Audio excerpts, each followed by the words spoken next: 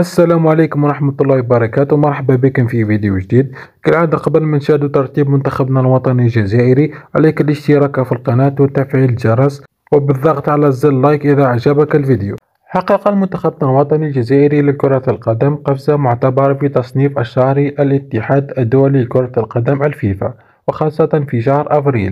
ولقد كشف الفيفا اليوم الخميس عبر موقعها الرسمي على تصنيفها الشهري للمنتخبات، والذي ارتقى فيها المنتخب الوطني بستة مراكز دفعة واحدة مقارنة بآخر تصنيف. كما تواجد الخضر في المركز 34 عالميا، وفي المركز الرابع على مستوى القارة السمراء بعد كل من المغرب والسنغال وتونس، وفي المركز الثالث عربيا. ويذكر أن منتخبنا الوطني الجزائري فاز في آخر مباراتين له شهر مارس المنصرم أمام المنتخب النيجر ذهابا وإيابا ضمن تصفيات كأس أمم أفريقيا.